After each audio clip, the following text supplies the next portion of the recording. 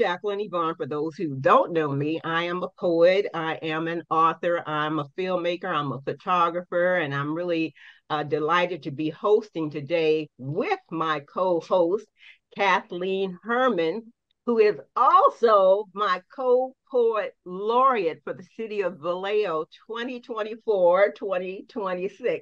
That is so exciting. That right there, we're a team that I just believe we're going to be a force to be reckoned with, and I'm just really excited to be working with Kathleen. And before I really have her introduce herself, I just wanted to tell you again a little bit about myself outside of me being all the other things I mentioned. I have personally, words have really shaped my life pivotally throughout my life. And I share a lot of my thoughts and my words in my collection, which is called I Am Not an Inconsequential Word. And it is poetry and short story life remnants. And then I also have written a book, and it's Venting to Verse. This is the not for resale copy, but I have it's out there on Amazon. And you guys, once you share, you feel free to put your links in the chat and reference where people can find your books. But this is my not for resale copy, but this is the one that I just bend all up and write all in.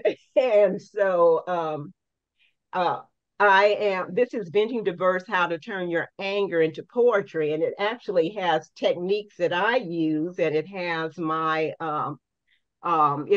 examples, and it has exercises and prompts. And so I want to just read real quick one poem from this, which is called Heaven's Blossom. And this is a piece that in this little guide, I actually show how I started, where that poem started out, and then just the process that I went through, which changed quite a bit before I got to this end. And it's called Heaven's Blossom. And I must put on my readers for this. Okay. It was the garden that called my mother daily. She tended it with love. The blooming flowers seemed to love her as much as she loved them.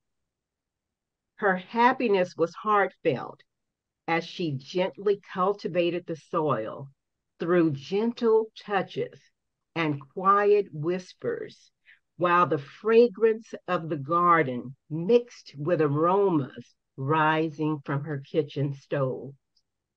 I am reminded of her touch when I glance into the sky and feel the sweetness of her fragrance passing across my skin as soothing winds blow past my face.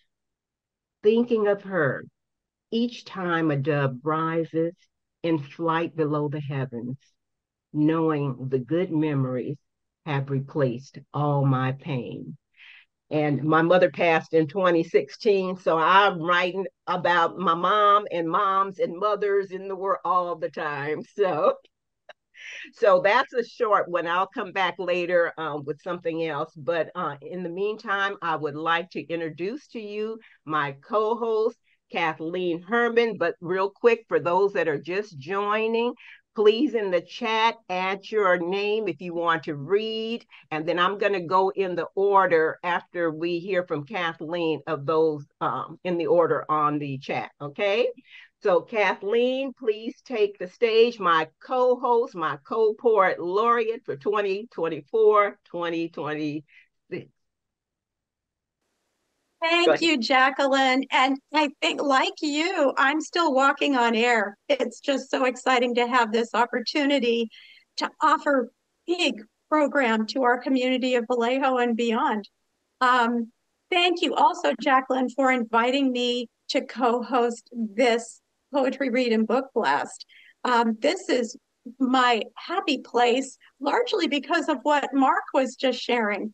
If you don't get something, ask somebody in your learning community. We're we're all lifelong learners, and some of us have some pieces and others have other pieces that together it's so enriching. So I'm very excited. This is a one-of-a-kind event, this Monologues and Poetry International Film Fest, and it's just amazing what Jacalyn has put together. I am a retired educator, elementary educator, and when I was teaching, probably my favorite time of the day in my curriculum was writer's workshop. Children taught me about imagination, and I taught them about how to get their creative stories into words that flow and put them down on paper. And it was one of the most rewarding things I did as a teacher. After I retired, I had more time to write. Poetry is my métier. It just called me. And that led to opening all kinds of other doors. People think of poets and poetry as being an isolated activity. I found the opposite. I connected with a whole community of poets, attended readings and celebrations and other events. I began to publish widely. I'm in 14 anthologies, some of them international. It led to a book project, which I'd like to talk about later, maybe after the first round of reading. And that book project, I wish I had thought of it, but it actually came to me in the form of a young refugee that I met here in Vallejo. I've also become a literary host on OzCat Radio, our local station, and interview authors. And so never did I imagine when I sat down to write poetry that all these doors would open. And it's been so rewarding. It really is primary focus in my life, along with music. That's my other passion. So I'd like to begin with a poem called Birthday. Sometimes I watch the news and something happens in the world that makes me drop everything and write. The Birthday refers to the severe earthquake in northern Syria and Turkey last February, and the tiny miracle that came out of that earthquake. Birthday. I can't get it out of my mind. TV news report from northern Syria. Man sprints through chalky rubble, holding inert doll-sized baby covered in gray dust, the way one would hold a football running for the end zone. Second man follows with blanket. Third screams for a car. Mother had labored, delivered, died under collapsed home. Uncle had searched the ruins of her home, heard faint mews, dug down, cut umbilical cord. Cousin rushed her to hospital, was turned away, sped to another hospital. In 11 days, my grandbaby will push into the world.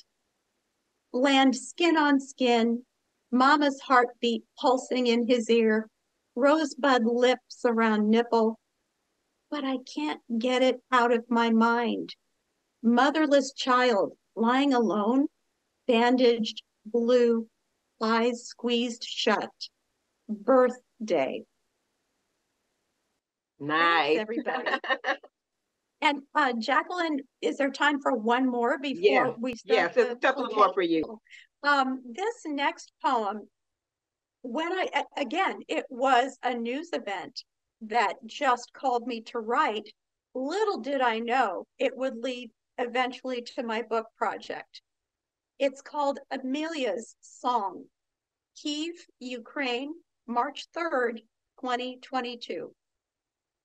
They shelter in dingy bunker, stunned. How, in one short week, could they have lost so much? Their children's lives endangered, homes uninhabitable, families separated, proud nation in flames, and they can do nothing but wait. Amelia rises, begins to sing. Pure and clear her young voice rings. Here I stand and here I stay. Let the storm rage on. Strangers gaze at tender face, soft with love, strong with faith, singing hues of blue and yellow, singing sunflowers, singing might. Bravo! They cheer through healing tears. Fear subsides, hope revives. Amelia's song shines on and on. Lodz, Poland, March 20, 2022. Solemn crowd on their feet. Amelia on stage begins to sing. Pure and clear her young voice rings. The glory and freedom of Ukraine has not yet perished. Luck will smile on us. 10,000 points of light held aloft this starry night for Amelia's fractured life, for her mother who seeks safe flight, for her father who stays to fight, for her people, their awful sacrifice. Bravo! Crowd cheers through healing tears. Fear subsides, hope revives. Amelia's song shines on and on. Oh, that is beautiful. Very nice. Thank you Did so you much. want to read one more or do you want to wait, or it's up to you? Wait until Okay. the first read is, and Okay. Jacalyn, I just wanted to say how much I enjoyed your poem about your mother and her garden. I think Oh, my Nana and your mother should have met. I could yes, just they should visualize have. my They own should have. grandmother. So, Woody, did you want to go now or did you want to wait a bit? Oh, I jumped in early. I can go ahead and go. I have Yeah, a go couple ahead. of I think short ones Hey, that are and one I guess maybe in a theme is about my granddaughter, and it's called 16. How did it happen? She's 16. I remember a young girl, cowboy boots halfway to hips it seemed, showing steers and winning belt buckle prizes at an early age, learning to master a bike so we could ride together. Then her lithe form conquering the paddleboard. What? She's driving with a farm exemption permit? Next, she shows up to learn skiing, confident, as always. And like a proxy mom, she keeps the younger siblings in line. All of a sudden, in a homecoming dress, I see a woman emerging strong and witty. You're 16. And she texts, it's so crazy. I'm 16 already. I text back. Dang, I'll blink and you'll be 18 or something. She astutely advises, try not to blink. Huh, wisdom at 16. A lot to be encompassed in living in life by trying not to blink. that's really nice. That's really nice. I actually have two grown adults, and I tell you, they do grow up in a blink. Anyhow, I have one of the a little more serious, maybe a little more tied into the season. It's called "'Tis the Season."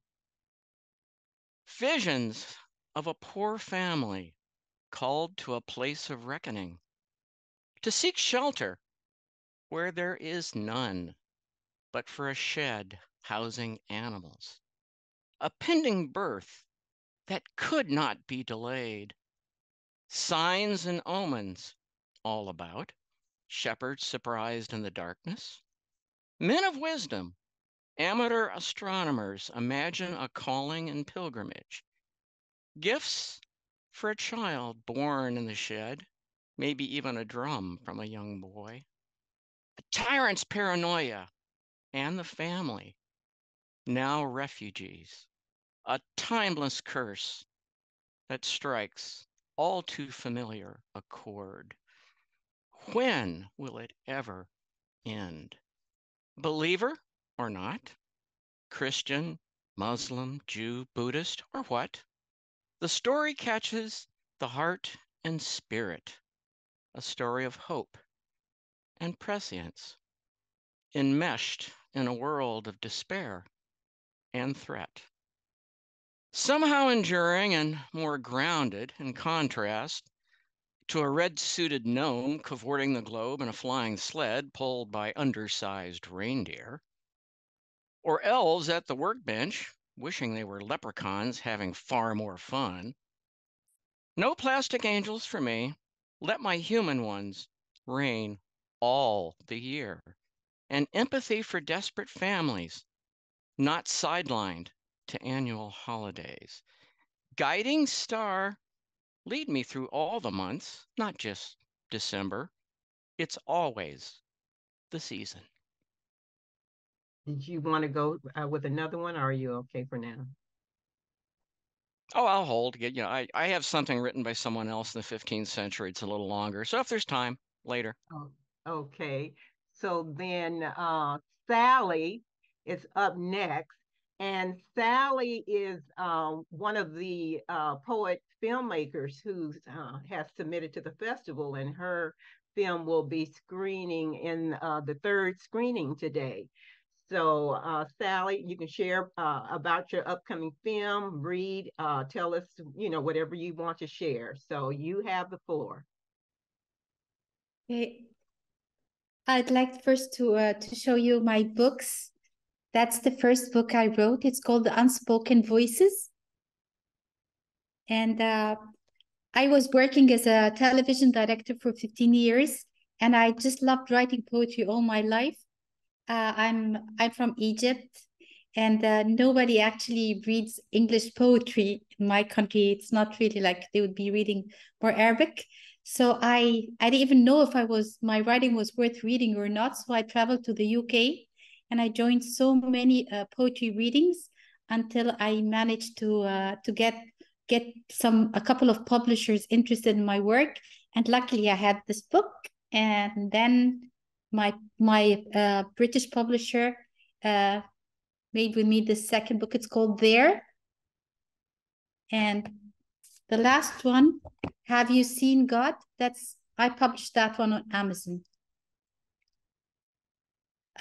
This one is a bit spiritual, and these are like mixed of everything. I have a poem that I just wrote this morning that I'd like to share, and then I'll read a small one from my first book. Good morning to the hearts that stopped all night, and those who addicted the bitter taste of fright, the ones whose loved ones are all gone, and those who lost the passion for a song, the lost wanderer praying for a companion in life's strips, the orphaned kid dreaming of hearing his name whispered on his mother's lips, the widow who fears a future unknown, the teenager who blames himself for being left all alone, the stranger who continuously fails to fit in, the broken-hearted living in the regrets of what could have been, the jobless, the helpless, the faithless, the dreamless. Good morning. May this new day leave you griefless. The broken-hearted living in the dreams, was it? What was it? The broken-hearted living in the dreams of what could have been. The broken-hearted living in the regrets of what could have been. Regret. Beautiful. Yeah, that's a beautiful piece. Thank you. And Sally, the promise of the new day. I think that's what motivates so many of us to take the next steps. But all of your references to all the people who are questioning whether they have it in them to greet the new day. But you resolved that so beautifully at the end. Thank you so much. I'm honored. Okay. That's called What If I Grow Old?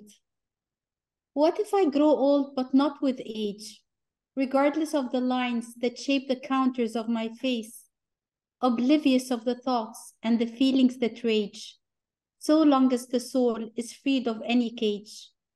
What if I grow old but not with years, with the charm of laughs that churn the tears, and fears that perished before the dreams, in hasty days that grow into years?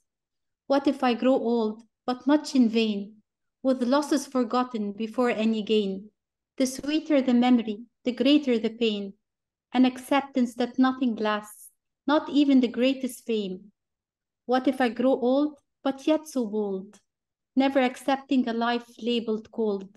Never following the crowd and whatever is told. Never a fake imitation or a lifeless mold. What if I grow old faster than my years, with a heart that conquers all the frightening fears, and feet that step on 1,000 piers, yet always ready to depart without any tears? What if I linger in temporary dreams? Who wants to linger in temporary dreams when your eternal heavens are built on streams? Thank you. Very nice. Any thoughts, Kathleen? I just think it was gorgeous. Thank you. I'm honored. It really was. And that image of the stream is never ending, except maybe here in California where we have drought in the summer. But the stream is never ending. It flows on and on. And so you tap into our spiritual essence, that, satisfaction with life and the youth of our minds and bodies really comes with active engagement with the initiative that we take. It doesn't just happen to us. So with that image of the stream, we just keep rolling on and hopefully stay young in mind and body. Thank you very much, Sally. Yes, very nice. And Sally, share real quick while we have the audience here about your film that's screening so that they can tune into the screening in the third screening at 4 p.m. Pacific Standard Time. Well, there's a very special story. It's quite precious to me because the lady that is featured in this movie, she changed my life as well as those who worked to do that very small film.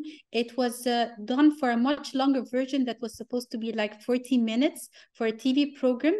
And I just didn't feel it back then, which was like over 10 years ago. And just recently I decided to show that the essence of this lady in some poetry written by myself that would give a feel of that woman who suffered so many hardships in life, and yet she lived with such contentment that she makes all the difficulties of life seem worthless. They seem so petty before her strength and her acceptance and her optimism. She is such an example of beauty and an acceptance that makes life's difficulties all like fall before you. So I hope that people find beauty in her life and see how hardship, if it's viewed with positive vision and optimism, it can be a very different life story. And the name of the film and the country, because the woman was in what country that she's representing? She's in Egypt. The movie is called Contentment to Those Who Are Content. That is, if you actually will gain contentment if you give it a try to be content in the first place. She was over 100 years old. She doesn't look 100. She looks like she's maybe 70. She passed 100. She lost 6 kids and she was thankful and grateful. She never slept on a bed. She never took a medication. Her food that is daily food is bread and beans. That's all what she can afford. And yet she is one of the happiest people I've ever met in my life. Wow. Wow. Wonderful. Yeah. You guys tune in for that one because it's a beautiful film. And Sally, she's an example of your first poem. What if I should grow old? Well, she never has. Yeah, exactly. That's why I read it. It gives a bit of her. But the poetry in the book, in the film itself is different because it's kind of explaining her life and circumstances in Egypt, because she actually lives in one of the poorest districts in Egypt. Thank you so much for sharing that, and we look forward to watching your film later on today. Mark, you are up next. Thank you, Jacalyn. And briefly, it was such an honor to be one of the jurors for this year. I had so thoroughly enjoyed last year's festival, and it just kind of blew me away that you'd offer. And at first, I was more than happy to just sit here and listen to everyone else, but I also thought it might be interesting to have people judge the judge as well. So as per usual on these Zoom things, I have only one piece. The past is present. A house of shingles ensnared in vines and brush, as if a coil of barbed wire was stretched, then twisted out of shape. One side visible as the house jutted out closer to the sidewalk than the house next to it, the one with the spacious yard where children and dogs frolicked. Upon occasion, you might notice a slat of a Venetian blind twitch above that coiling brush. The other side of the house was a foreboding melange of haphazardly placed tree branches, like a game of pick-up sticks conducted in midair at adult's height. What mystery or horror awaited anyone who dared take path to its door? A couple afternoons a week, a figure emerges from the house. No one on the block knew his name. We just called him the old man, adults and children alike. Plain, simple, white shirt, dusty, gray suit coat. It was like he stepped out of a 1950s black and white TV, a book in his left hand always, head more down than forward, and walking north. If he saw children playing outside, he'd slow down, pace the sidewalk crack, teetering like a tightrope artist and sticking out his arms. He'd pretend to lose balance and swirl around while whooshing like an airplane, landing with a giggle and a smile. The old man would ask us a couple questions about our day or what game we were playing before challenging us to be good now and walking away to wherever he was going. The old man from our block reminded me of the old man from the Cracker Jacks commercials on my 1970s TV. Not his face, his smile, his kindness, a face I trusted. Nowadays, I am known for waving at every passing car as I walk through the parking lot in our complex. And children walking with their parents wave and dance and giggle, while across the lawn I slow, giggle, dance, and wave back.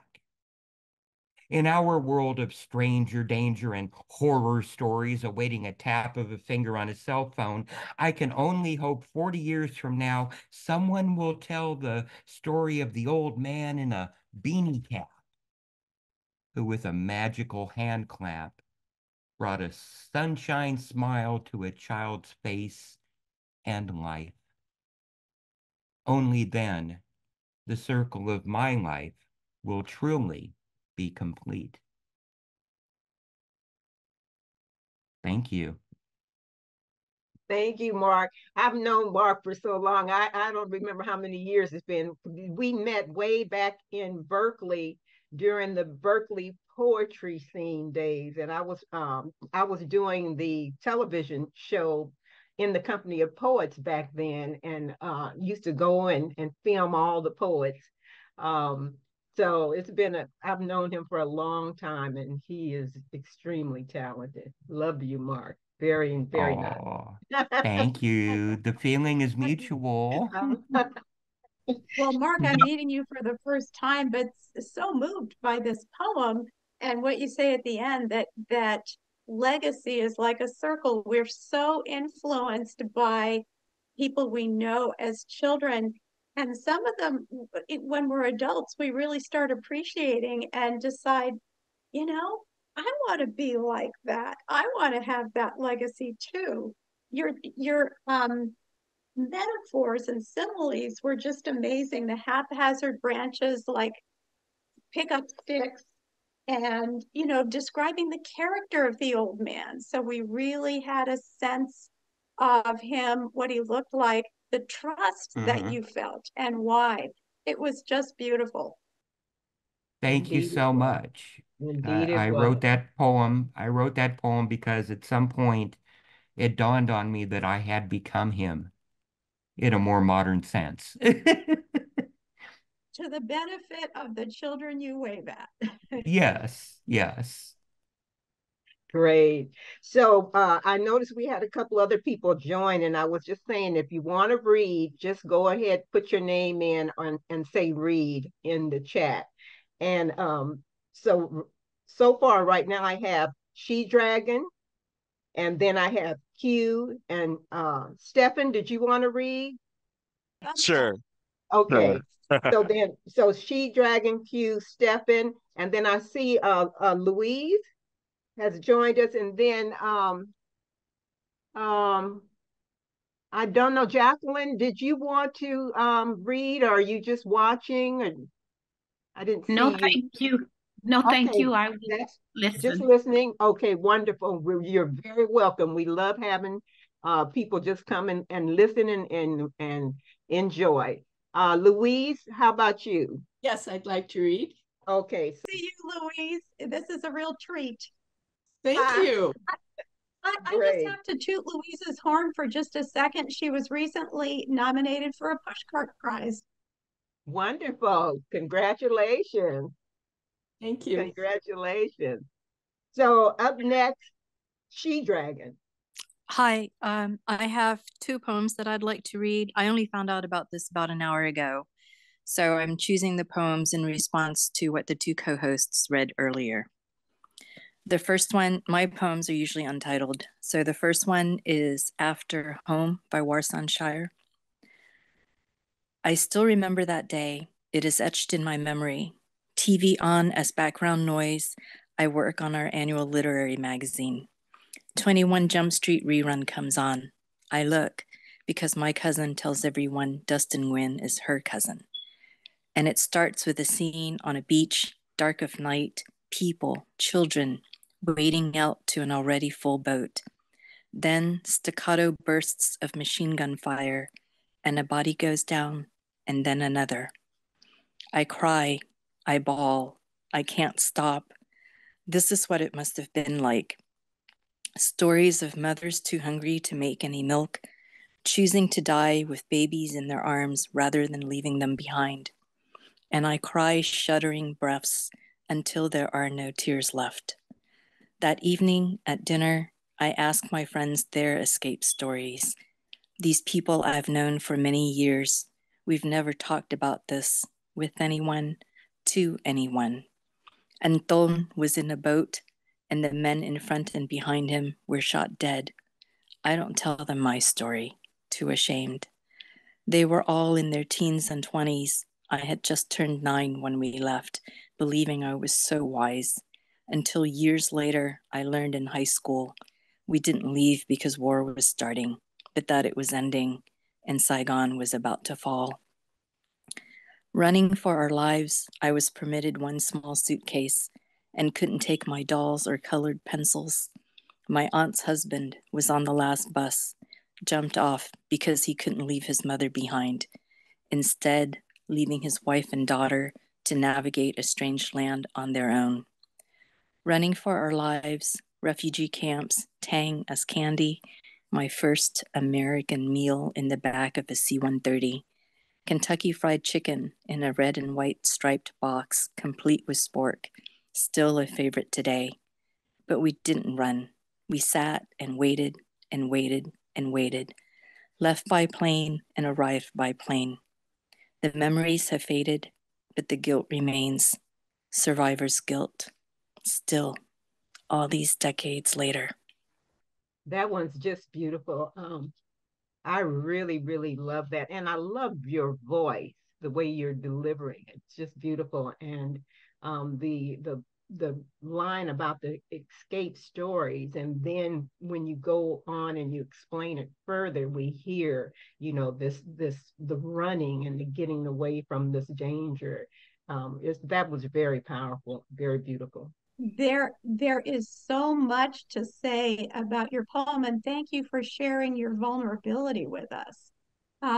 Especially the part where you're sitting at table with your friends, and these are stories you haven't discussed.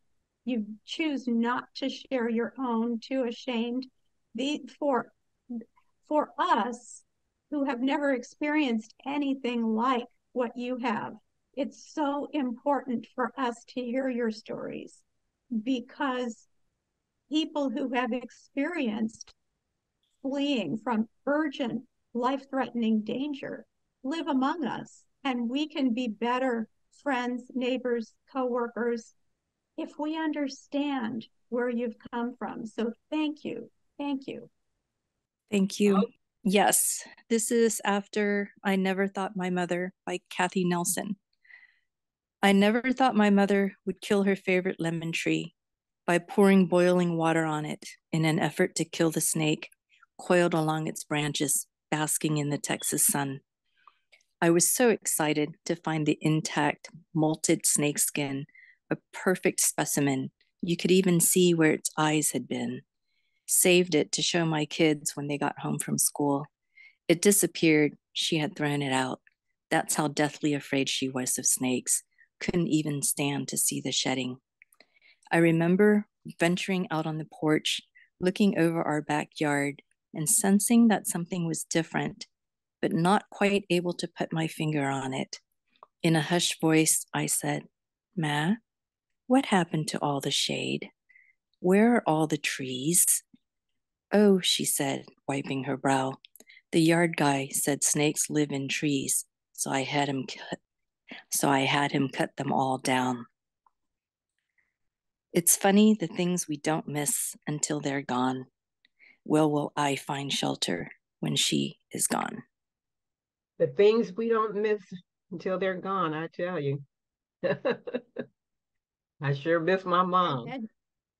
Gave her a lot of hell growing up. I'm so sorry for that now that she's gone. So, yeah, you can relate that to a lot of things. Go ahead, Kathleen. Oh, I was just going to say that image of killing the lemon tree, which she treasured, in order to kill the snake, that sometimes we have to let go of some of the most meaningful things to us in order to address the demons. Anyway, that's how I see it. But yeah, beautiful images and that deep down message of, hug your loved ones today, appreciate what you have. Thank you. You're up next, Q. Hey, thank you, Jacalyn, having me on. Let me introduce myself. I'm a Poeta. I'm living in Japan. Now it's time for 4 a.m. Come on, before dawn. I always read my poem, New Yorker Poets Cafe online. I read with my self-made poetry video. So this festival, my piece Pie was selected this festival, but before 2 festival, this piece has got 3 selections. So I'm so glad and honored. So today, thank you performance, live reading with this video. So please enjoy watching.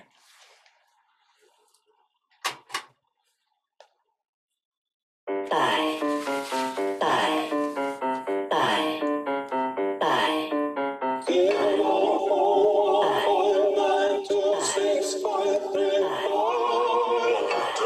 About time and space.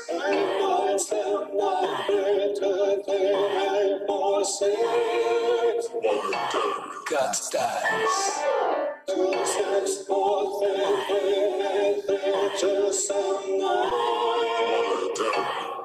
Paradise.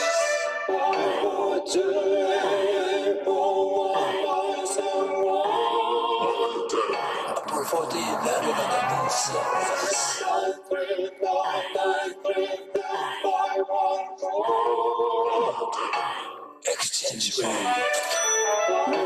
182197494. Empire indicate.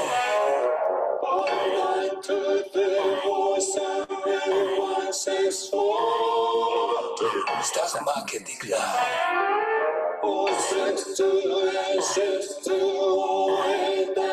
4628620899. Silver lifeline.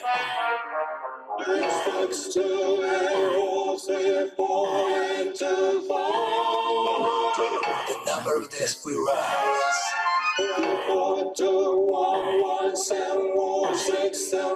421174679. Suicide prevention side. 214808651. Hold me tight.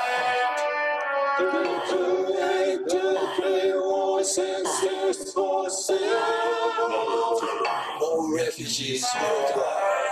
493844694. Investor in dynasty.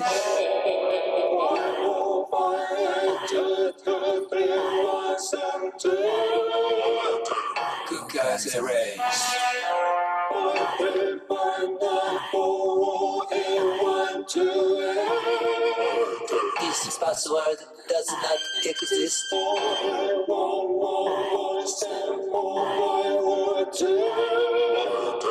Hypocritical scientists. 841127193. Dog Black Pirates. 852114559. Diabetic pies.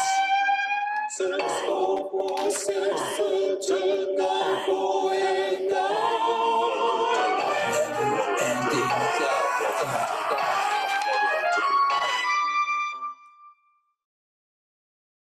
Thank you. Pray for peace. That was great. We enjoyed watching it during the first screening, and then to have you here reading it like that, that was wonderful. Thank you. I made it for praying for peace. The theme is praying for peace. Thank you so much. Thank you. And we definitely need peace in this world, I tell you. I think we're all stressed out. Wonderful. Thank you. Thank you for joining us too and for being here. Well, I just thought Q's plea for peace was cleverly done with those refrains of sung numbers and the rhythm. It really had a momentum to it, which kept us right there, close to the poem. Yes. Great job, Q. Okay, up next, Stephen, correct me. So it is actually Stephen, but Stephen. Okay. no worries. 'Cause it is definitely often mispronounced just based on the spelling. Okay. But definitely want to say, Jacalyn, Kathleen, thank you for hosting. Um, I, I saw the event, definitely wanted to join and introduce myself. Congratulations on becoming the Poet Laureates for the city of Vallejo. I've lived in Vallejo for a number of years, so I consider that one of my hometowns. So definitely excited to hear that. I'm actually the incoming Poet Laureate for the city of Richmond, so definitely wanted to support fellow Poet Laureates right across the bay. Uh, just a little bit of background. My name is Stephe Sharpe. I do have two books, Defining Love and No Whiskey, No Tears. Both are available on my website, the Afterword Press. I'll put it in the link. Um, yes, definitely have to link up, Louise. And didn't want to take up too much time. I'll read a poem from my second book called Conscientious. Dear friend, please be responsible with your words. Please be responsible for your words. Though you sometimes use could've, should've, would've beens to patchwork tattered memories, careful choosing the shades used to paint your inspiration. You say that they'll never see or hear once it's finished, yet you put it on full display. Yet you tell me not to worry because it's framed in a way to hide identities. What if they do see it? What if they do recognize all your familiar tendencies? Would they be proud to have been your muse? Would it make them see the error of their ways and ways to become a better person? Or would it make things worse? Does your portrait embody them as they are or as they were? Does it tear them down to the level that you've so painfully pulled yourself from? You might be right. I could just be overthinking things. After all, they're only words. And correct me if I'm wrong. Isn't, in some instances, God himself called the word, living and powerful, sharper than any two-edged sword, piercing even to the soul and the spirit between joint and marrow? Yes, my friend, words can cut deep. We've been hurt so much and it's taken so long to heal that it's no wonder that we're experts in opening old wounds, scribing new scars into flesh, and troubling others' confidence from the inside out. Like Frankenstein's, we'll put pieces together, giving life to the wretched, and it's hard to look away because we package it with just enough lust and disgust that people can't help but to rush to see something memorable. But they will keep their distance to avoid the risk of getting ripped to shreds. So what's your end game? Would you rather be a speaker for the dead and dying or a speaker for the lost? Give voice to those who have lost smiles, lost love, lost relationships, lost a sense of self, lost motivation, or lost hope. Be a beacon for those who've become lost in transition, lost in the motion, and lost in the commotion. Do it because you were once lost. And sometimes you still wander off the path.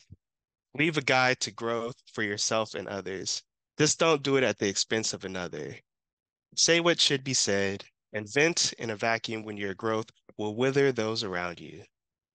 You have a responsibility, not just as a writer, but as a person. Sincerely, your conscience. Thank you. Wow. That line, scabbing new scars into flesh. Oh my goodness. I mean, how often are people doing that kind of thing? It's I don't know. Don't know what's happening, but that was great. Kathleen? And well, God is the word. Genesis. I mean, that's one of the most compelling sentences ever written.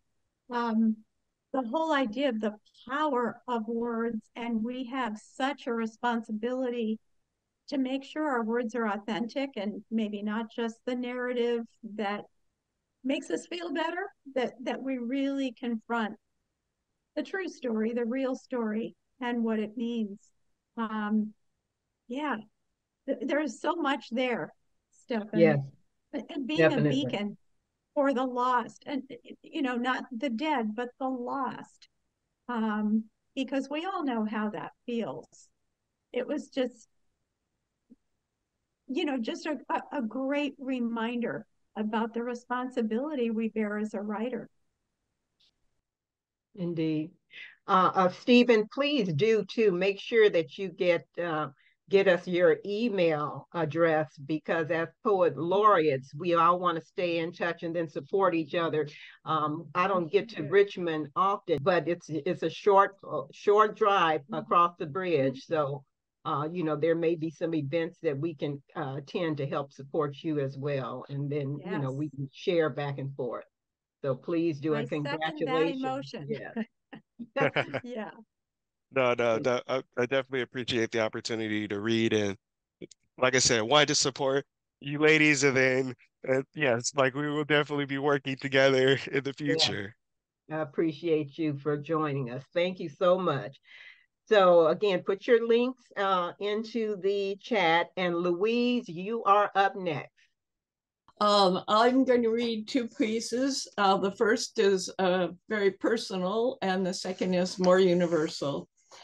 This one is entitled Lapis, and it came off of an ekphrastic event looking at a beautiful piece of artwork, and I don't know if you can see that. That's the artwork that it was from. And the artwork was entitled Still Blue by Stephen Schum. Lapis. In cold blue January, in the cobalt blue of night, you presented me with a blue velvet box, the color of your eyes. It held a lapis necklace the shape of a teardrop, polished, metamorphic rock. You told me it had the power to heal. Around my neck, the stone hanging in the concave of my throat, from whence comes my words. I spoke to you of Neolithic memories, time before the present, when our souls first met. Still blue is the time. Before this, blue of ocean, blue of sky, blue of birds, a joy of blue, lapis lazuli, soft stone, ground into powders for the eyelids of Egyptian queens, jars for Renaissance painters to mix with oils for ultramarine, the most precious of paints. In your powder blue dress shirt, you caressed me, made promises that no morning blue sky would dawn without you loving me. I believed in the lapis of your love. A power beyond the two of us claimed your body, your spirit floating into the sapphire day. I held your hand, kissed the bluing of your dying lips. All that's left is lapis. Louise, it's just amazing. All the shades of blue and imagery, the eyeshadow of the Egyptian queens. And then when we least expect us, you take us to the personal, what that meant to you, and some blue images that are harder for us to hear, but resolve the poem in a very complete way. It's like we've seen every blue there is in life and in death. Very profound. Thank you. Thank you. The other poem is, unfortunately, well, it is always relevant. It was just republished in an online journal called The Avocet, and the poem is called Peace Is.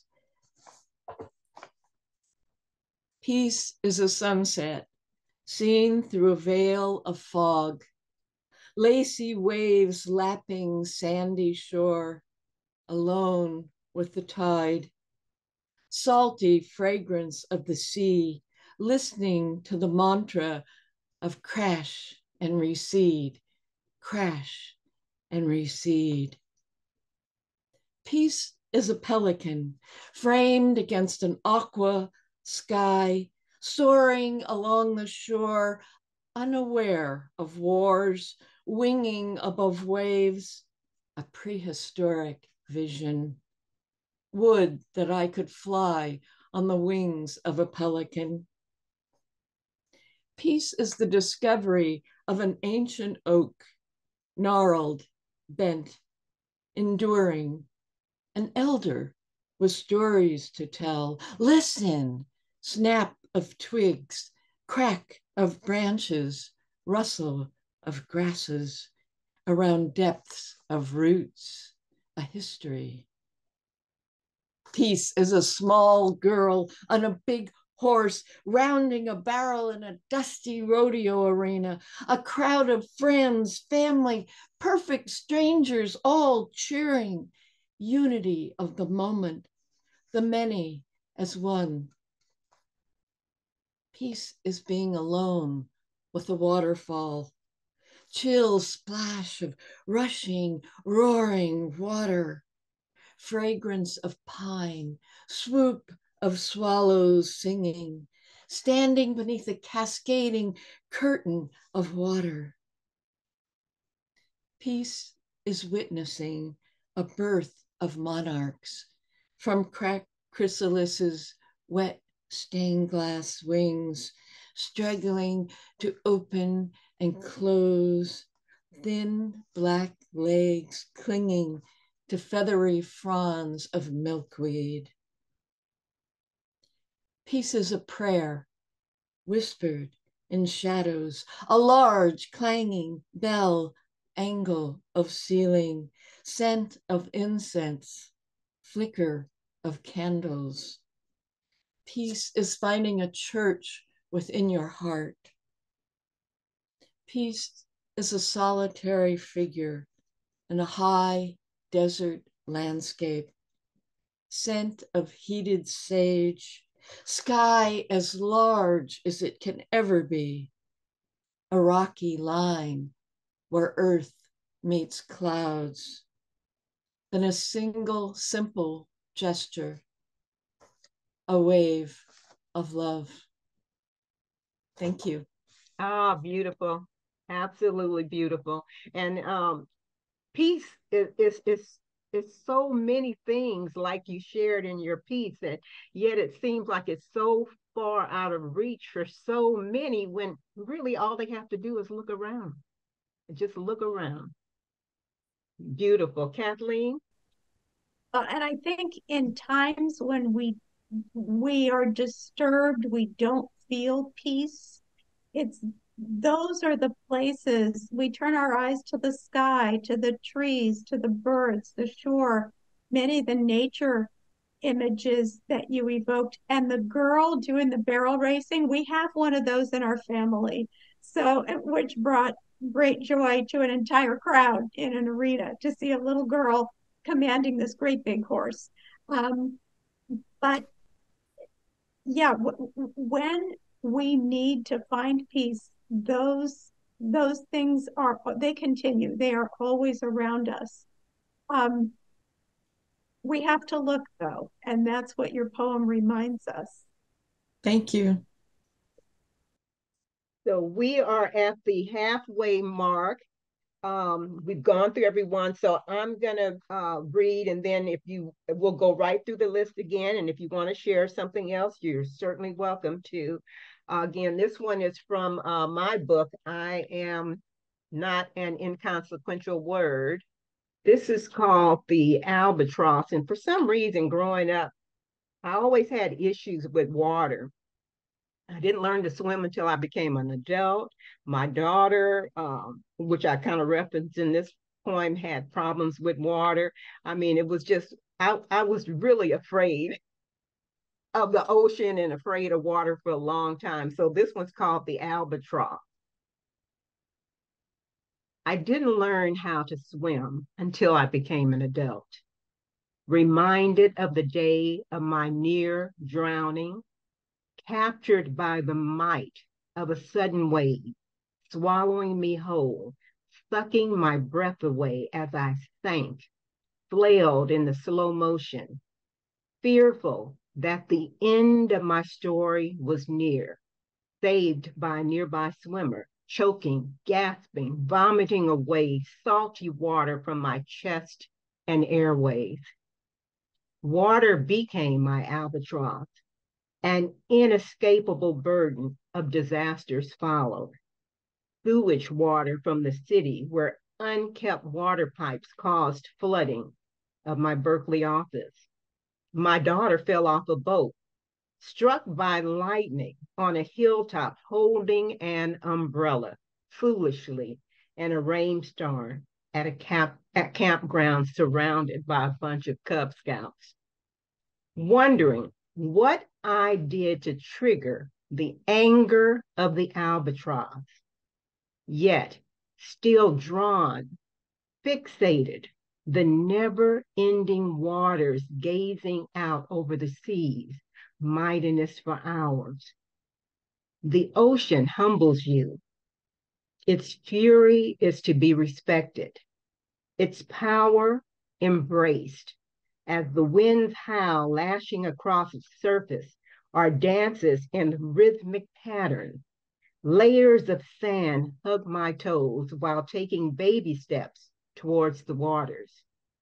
Small waves break and ebb along the shore as I accept me, gaining new respect and appreciation, celebrating its mightiness, transforming me, drawing me further from my fears. And it took me a long time to get over being afraid of water, but I eventually conquered it. And I can swim. So, Kathleen, thank you. Oh, yes. It And, is on. Go ahead. Oh, I was just going to say your poem evokes maybe an experience. I know I had a similar near drowning experience as a child, and it is a journey back to feeling safe in the water and even enjoying it and celebrating how therapeutic it can be to be in water, to feel your body weightless and that, that ebb and flow. Sarah McLachlan, the singer, takes her surfboard off the west coast of Vancouver Island in Canada to write lyrics, to feel the rhythm of the water. And that helps her with the rhythm that she needs to write lyrics. So it can be so restorative. So I'm happy for you and all of us who got to that point of celebrating water. Because you read your poem, I have a stack here, but I chose one about the legacy of and let me just say real quick before you start, the part about being struck by lightning was true. Yes. Literally. The tip of the umbrella went through my right side and came out at my foot. And so I'm still alive to tell you about that today. Fortunate. Yes. That's incredible. Yes. My grandfather was an open water swimmer, and it never dawned on me to become one until I saw him. But all of that formed for me as an adult, not at the time he was modeling that. It's called Cane in the Sand. Harry slices choppy waters. Sharp outline of Alcatraz looms. One by one they jump, yellow caps bobbing. 3, 2, 1, splash down. Mom, you called. I'm here. Let's go. Frigid water seeps between neoprene and skin. Legs we can't feel pump. Breathe. Pull. Swells roll beneath our bellies. Rise and fall. Why aren't you scared? People ask. I don't know. Then I see Papa's cane stuck in the sand. From Atlantic shallows I watched. Muscular arms traced perfect arcs. Rhythmic strokes matched internal metronome, rising and falling straight to the island. I could barely make him out, hoisting slack legs up on the rocks. We never spoke of it. I turned to you. Look where we are. Pelicans swoop a little too close, seal surfaces with a giant Ghirardelli sign beckons past storied tall ships into Pacific shallows. Feet strike sandy bottom. Yours, Papa's, and mine. That was wonderful. Okay, Woody, you're up next. Well, maybe a little explanation. I have no links because I have dubbed myself the occasional poet, but I think I'll have a series on my history, family history in Virginia out if I live long enough. What I'd like to share is something that I haven't written, and it dates back to the early 1500s. It may have been written by a monk by the name of Fra Giovanni, maybe not. These things are sometimes hard. But one of the themes that sort of weaves its way through a lot of what I hear here, as well as his friends. We lost a dear friend, and his wife is grieving. And I had another friend of ours, a woman, just say, "I don't like this world anymore." And it's a difficult time in which to live. But there are words of, I guess, inspiration from this, from, as I said, the early 1500s. It was a letter written to a noblewoman, supposedly. I salute you. I am your friend, and my love goes for you deeply. There is nothing I can give you which you have not, but there is much, very much, that while I cannot give it, you can take. No heaven can come to us unless our hearts find rest in it today. Take heaven. No peace lies in the future which is not hidden in this present little instant. Take peace. The gloom of the world is but a shadow. Behind it, yet within our reach, is joy. There is radiance and glory in the darkness. Could we but see, and to see, we have only to look. I beseech you to look. Life is so generous a giver, but we, judging its gifts by their covering, cast them away as ugly or heavy or hard. Remove the covering, and you will find beneath it a living splendor, woven of love by wisdom with power. Welcome it, grasp it, and you touch the angel's hand that brings it to you. Everything we call a trial, a sorrow, or a duty, believe me, that angel's hand is there. The gift is there, and the wonder of an overshadowing presence. Your joys, too, be not content with them as joys. They, too, conceal diviner gifts. Life is so full of meaning and purpose, so full of beauty beneath its covering, that you will find earth but cloaks your heaven. Courage then to claim it, that is all. But courage you have, and the knowledge that we are pilgrims together, wending through unknown country, home. And so, at this time, I greet you, not quite as the world sends greetings, but with profound esteem and with the prayer that for you, now and forever, the day breaks and the shadows flee away. Very nice. I don't know what monk wrote that, but it's really powerful.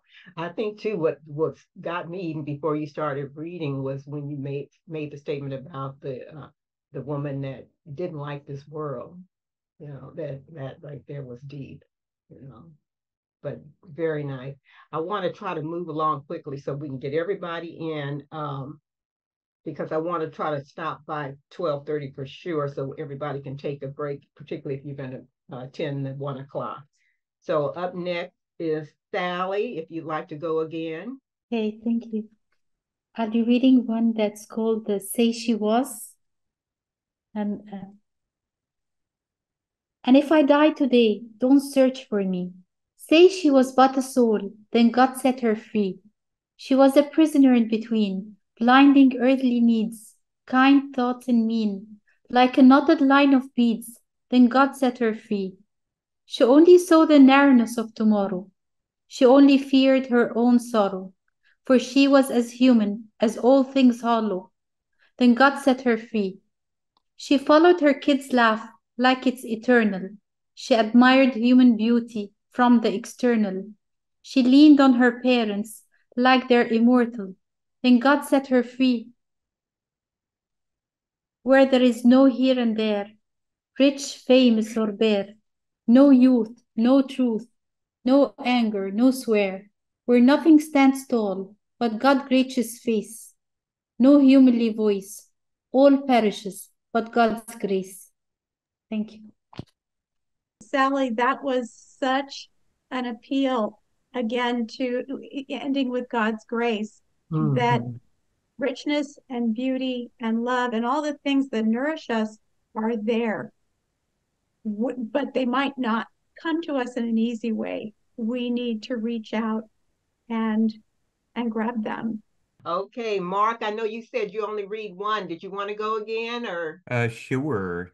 Okay, great. I just read one per round. Okay. Creating a moment. Like an old song on the radio, bringing back a memory and a feeling. This poem wishes you to smile, to hum a tune and close your eyes, to watch a yellow butterfly twerk across the sky, to smell the breeze without wheezing from pollen from nearby oak or lemongrass, to remember the hand of the one you were holding and the electricity of the lips soon to be kissed. There is a war going on halfway around the world. Poem, you should be talking about the war. Down with the warmongers, to hell with the manufacturers and profiteers. And poet, don't you see the rubble of stones and children's feet on your big screen TV? Your right hand should be in the open air in a fist of protest, your left thumb tweeting freedom for the people. The old song remembers there was a war back in its day too, halfway around the world, but on everybody's mind. And still the record spins around with its sounds of cheer, asking you to take its hand and dance, to gently rub a finger up and down its spine, to look into its transported and transfixed eyes, and tell it that the world and time itself freezes in its presence. The song wants you to blush as you beg just one more minute, just one more shake of the hips and the tingling sensation that could be love, or is it liberation? Old song, new poem. Both believe in creating a moment of peace in the middle of a world gone crazy. Wonderful. And I am liberated by your words and smiling at you. Very nice. All your work is great. I love it. I just love it. And inspired to activism. It's interesting how this theme of seeking peace keeps coming up today. I wonder why. Maybe because we need it. So we have a couple of more. So 3 more. She Dragon, you're up next if you'd like to share another piece.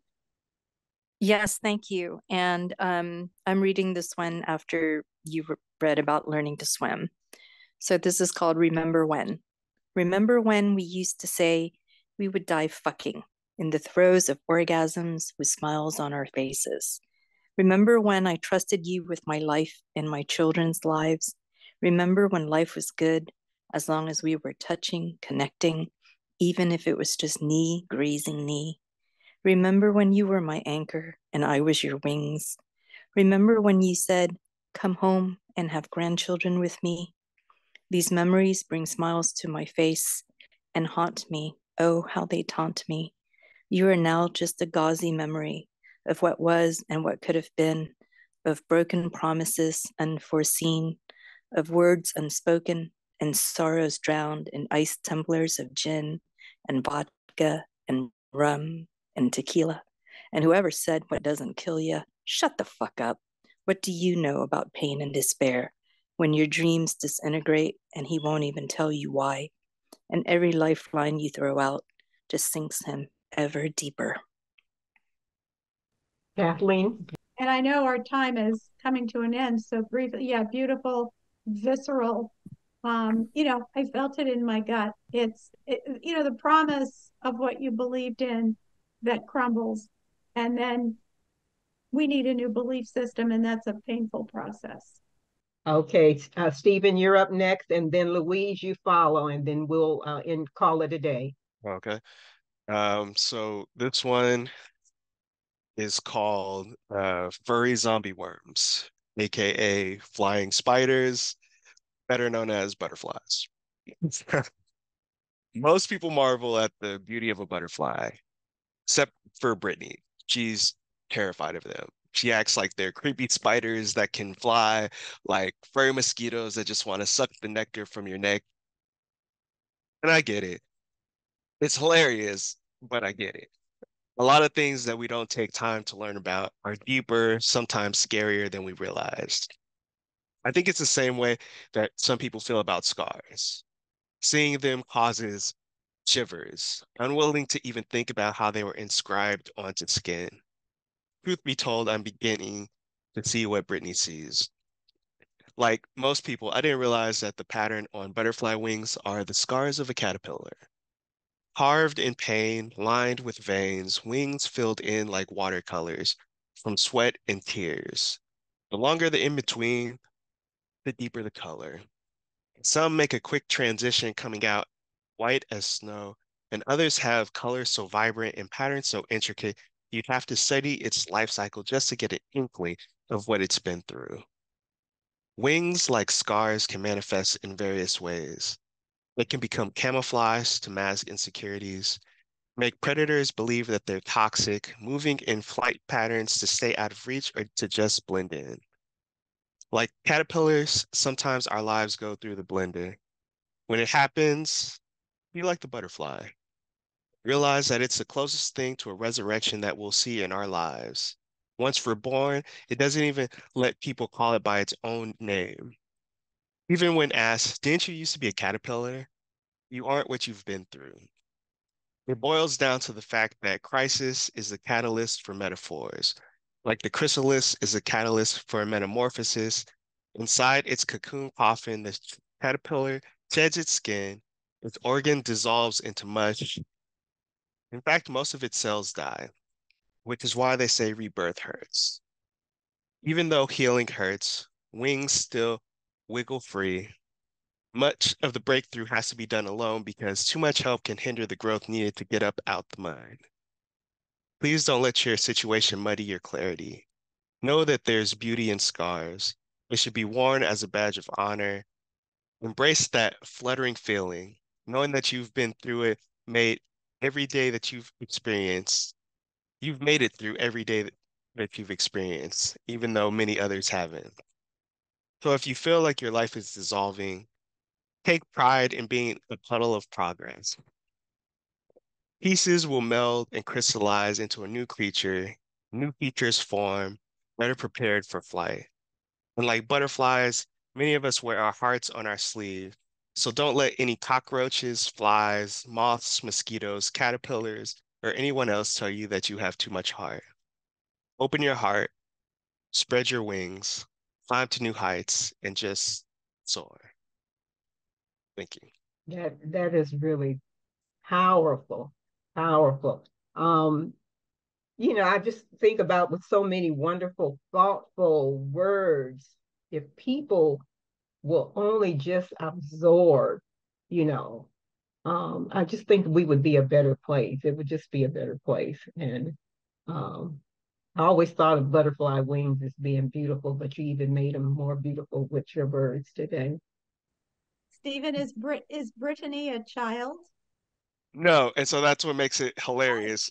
So Brittany is a friend of mine that is in her 30s, and anytime a butterfly comes around, she shrieks like it is a bug or a spider. So that which makes it that much more hilarious. Interesting that you and Brittany at the beginning see butterflies differently. And then you think about Brittany's point of view, and it led into this whole metaphor of wings showing scars and scars can be worn with pride and help us soar again. So I just love that full cycle. Thank you so much. All right, Louise, you All are right. up. I wrote this when Russia invaded Ukraine, and I saw an article in the newspaper and then saw an image. What remains? Shuffling through ashes, they stick to my shoes, my pant legs, stench of fire, rotting flesh, powdery residue. Dust cloud floats above the ruin. Large rectangular foundation filled with rubble. What's left of our 4-story apartment building collapsed to ground level from constant bombardment. I pace vacant space, naming occupants. Some dead, others fled to somewhere. I recite prayers from my childhood, mix Ukrainian with Russian. I kick the legs of a charred chair. It disintegrates around my ankles. Red embers smolder beneath fractured pillars, glowing like the eyes of the devil. I inventory what remains, burn my fingers on a metal button, the remnants of someone's clothing. I find a corner of a photograph lacking an image, scattered documents, books with burnt edges, grotesquely twisted bicycle frames, shattered crockery, a panel of empty mailboxes. Glass from windows, mirrors, treasured vases crunching beneath my feet, and something soft. Afraid to look, I hold my breath. A child's small stuffed bear, missing a leg, covered in black ash. I open a refrigerator, standing upright like a tomb, stench of moldy food, nothing fit to eat. On the bottom shelf, 3 unopened cans, beer, soda, tomato juice, precious liquid. I must find my mother. She's so thirsty. Thank you. Just beautiful. Kathleen, I'm going to let you comment on that and then I'll close out. All righty.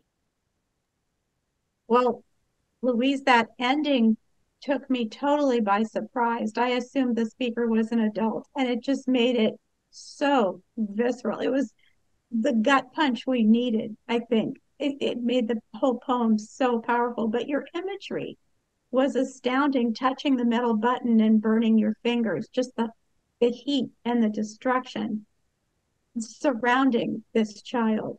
It was just so visceral. Thank you. And I want to thank everyone for joining us. It's just been a really inspiring afternoon. I really appreciate you all. Sally staying awake. Q has left us, but like he said, it was 4 a.m. there. What time is it where you're at, Sally? Where are you located? Oh, I can't hear you. Your mic. At the moment, I'm in Cairo, and it's 10:30 at night. Okay, so we really appreciate you being here. I had my alarm to make sure we stay on time. So I thank you. I will compile our links and get them on social media so that we can reference our books. And again, thank you. If you're able to join the other screenings that are upcoming, we have the 1 p.m. and then we have the 4 p.m., which is a little longer, but it will also announce the winners. And we have some really great films. So if you can't stay all the while, try to pop in and out because there's some wonderful films that will be screening for the rest of the day. And also, since you're already registered for the festival, at the end of the festival, I'll set it where it'll be on demand. So if you can't watch all of it today, you can come back and we'll probably have it on at least until the 24th of this month. So you still have time to come in and watch some of the screenings. So thank you so much. I appreciate you all, and I look forward to seeing you all again in the future. Thank my co-host, Kathleen Herrmann, my co-poet laureate. Yes, feels so good. Yeah. Did you have something you want to say quickly, Kathleen, so we can close on Well, out? I just, the variety of voices and styles and content of these poems just leaves me inspired. Thank you to everyone. Thank you. And everyone be safe and stay in power of love and kindness. And let's move forward together through our words. Take care, everyone. Bye-bye.